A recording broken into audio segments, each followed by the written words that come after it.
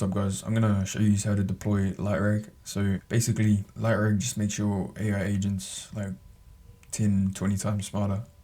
With your traditional RAG, what it usually does is it just takes your information and it just chunks it up, and then when you send a query or something, it just grabs whatever chunk matches with the query or the chunks around that. But what the LightRAG actually does is when it processes your information, it creates connections between the different information. So when your agent needs to understand like a complex situation or a complex question, then it grabs not only the entity related to the query, but also the context around it so that it can create the best answer. And the best part is that it's all open source. You can host it on your own server, and it's super easy to deploy with the method that I'm going to show you. Okay, and so we'll start off with the actual deployment. So I'm going to use Railway just because it's super easy. Just get Railway.com. So if you don't have an account, you're going to have to create one. You can just sign in with Google or GitHub. But I'm just going to go back to my dashboard. I'm going to click on New.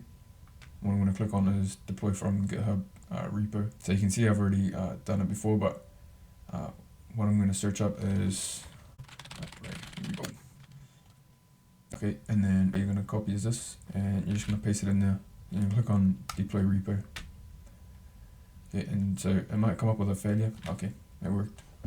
But so we're obviously going to wait for that to load. So if we come to the repository and we come to env, this is how you're going to want to set up your server. So it does allow for open source models like Llama, and you can also have re-ranking models. I'm just going to use OpenAI for this. So I'm going to come to Claude. We need a server configuration. So what I'm going to do is I'm going to grab this here.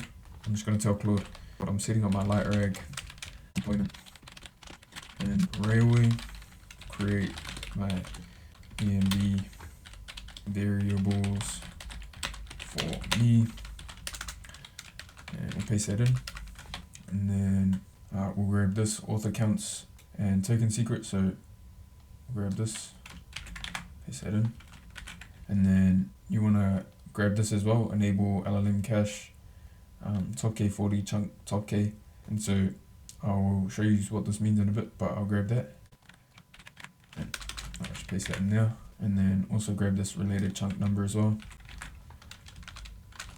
paste that in there. So if you remember what I was talking about in the intro, you can sort of start to link it together.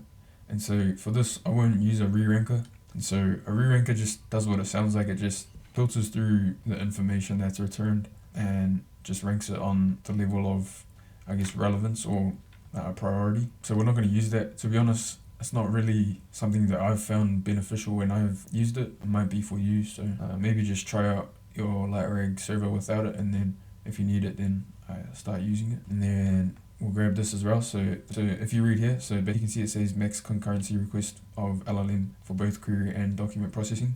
But this whole thing here is usually for the document processing side when you put documents into the LightRAG. So we'll copy that and bring it back to Claude. And then for the LLM configuration, you can see you can use OpenAI or all of these examples here. I'm just going to use OpenAI for the demo, or I've used it with OpenRouter as well. I tried to do a Llama on my computer, not on Railway, but it just wasn't working. That's all good. So I'll use OpenAI for this, for the LLM. And then, so for the embedding model, I'm going to use OpenAI again because it just makes it super easy. So basically, there's two different ways you can do the text embedding. You can use large or small. Large is going to be a little bit more accurate and a little bit more expensive. Small will be a little bit faster and cheaper. So I think that's all we need to set up now. I'll just tell it I've got my own API key, just create the auth users. Sweet. And so what that's gonna create shouldn't take long, but what we'll do is we'll go to OpenAI platform. So this isn't OpenAI ChatGPT, this is the API platform. So you're gonna make sure that you're on the right one. Well, we'll come to settings, then we'll go to API keys. So if you've already got one and you want to use it, you can use it, but I'm just going to create a new one for the tutorial. So I'm just going to say LightRAG tutorial, and I'll click on create secret key. So it's made the environment variables for me. So I'm just going to copy this. So come back to Railway, and I'm going to click on this, or click on whatever your one was named. And then we'll click on this LightRAG thing here. And then in variables, we're gonna go raw editor, and we'll paste that in there. You can see my title is my graph KB, so obviously whatever I call that, so let's say I call this tutorial, you'll see when it's deployed it's going to be called tutorial. And then so my admin name is going to be LightRAG 2024 with the apostrophe, and then my username is going to be user, and my password is going to be graphkb123, and then my token secret is going to be this. So it might not make sense at the moment, but it will when I deploy it. And then the cosine threshold. The cosine threshold is like, it's like a minimum similarity scores with the entity. And then so the top k is 40, so this just means the number of relevant entities or relations retrieved from the knowledge graph for each query. And then the chunk top k, and then the chunk top k is like the maximum number of text chunks returned before the knowledge graph processing. And then the max entity tokens, that's just the max amount of tokens that can be sent for a query. And then this is the max amount of tokens that can be sent for relationship information to the LLM. And then the max total tokens is obviously just all of these combined, the max amount that it's allowed to send. And then the related chunk number is just the max amount of chunks you're allowed to pull from each entity or relationship. So this top K number here, 40. So what it's allowed to do with related chunk number, it can get 5 of the 40. So it can get 200 pieces of information or chunks of information, because it's gonna pull 5 related entities to that main entity, if that makes sense. And so max async, I explained that before, and this is mainly for document processing when you upload your documents. And so we'll grab our API key that we just created. I'll copy that and I'll just paste that in here and paste that in here. And so I'm just going to use text embedding 3 large. So if you're going to use large, you need to use this dimension, so 3072. And if you're going to use embedding 3 small, you're going to have to use half that. So I think it's 1536. I think that's half. Then, so your model that you're choosing, I'm going to go with mini. So a good tip is, if you're going to upload like a lot of documents, when you're uploading them, just use a cheap model, and then once they're all in there, then you can move it up to like a stronger model, because otherwise it'll just eat through your wallet. But yeah, that's a good tip. And so I'll click on update variables, and so once you do that, see these apply 27 changes, you're going to click the deploy. While that's deploying, what we're going to do is we're going to click on create. We're going to go volume and click on the LightRAG here. And then for this, we'll just go /app/data, and we'll just click enter. We'll click deploy on that as well. And so this just allows the server to have a storage and not lose files. You can see it's deployed now. And so what we need to do now is, let me check the variables. Let me check the port. So I've got 9621. So what we'll do, we'll come to settings. We'll click on generate a domain. So the port is there, 9621. And so we should be able to just click on it. And you can see we've got our LightRAG here now. And so for the username, what's my username? Connect to variables.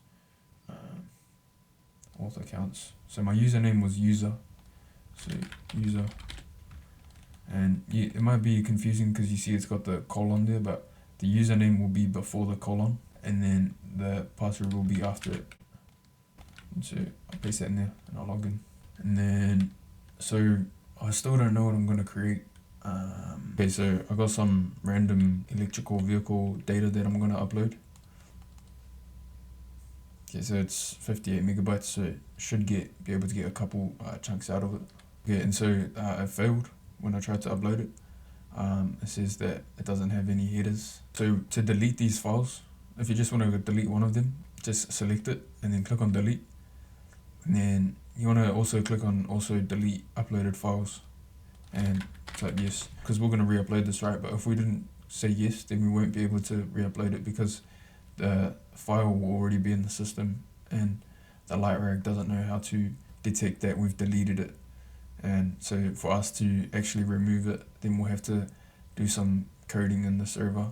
But yes, so I'll click on yes. I ended up having to go with this retail fashion boutique data sales analytics. Because I ran into a API rate limit issue. Also, I had some stuff missing in my environment variables. But anyways, I'll have the environment variables down below anyways, just to make it easier for you guys. Now I've got the knowledge. So if we check the knowledge graph, you can see what I'm talking about with all the connections. So if we hover over like one dot, you can see it's only got connection to those stores, and you can see it's a shoe. And then if we come to uniquely, you can see all the other nodes that have relationships with it. And you can see these items, they're only for Forever 21. Yeah. So if I come to retrieval, these tokens are really big. I just asked it, what data do you have, because I'm not sure what's in this data set. What was the most common color? I don't know if it'll even have this.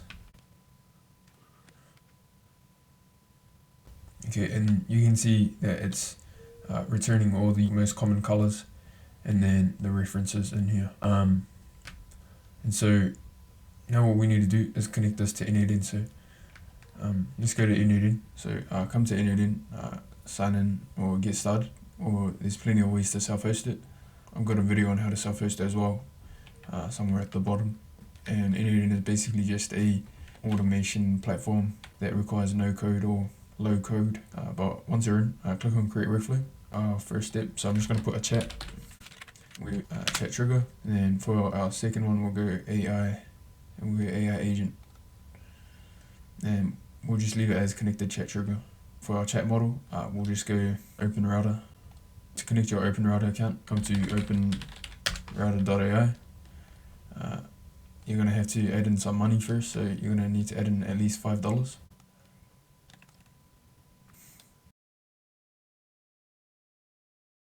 That explains a lot.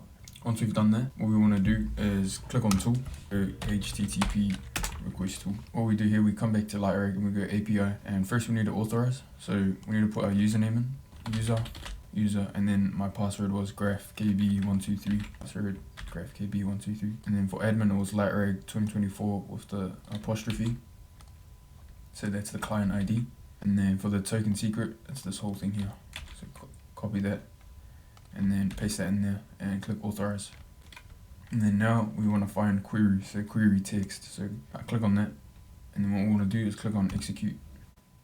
And then what we'll do here is we'll copy this whole thing, come back to n8n, click on import girl, and paste that in, and click on import. And it's up to you what you guys want to do with the settings, but for now I'm just going to have query. So I'm going to change the specify body to using fields below. I'm going to put query, and then for the value we're going to have it defined by the AI, and then we will change this to, and then for the description we can just leave it like that and let the AI define it. And for this I'll just name this I'll just name it LightRAG. And then for the memory we'll just put a simple memory, and so there's 5 there. And then so if I say something like, what's the most bought item at Gap? And then if we check this node here,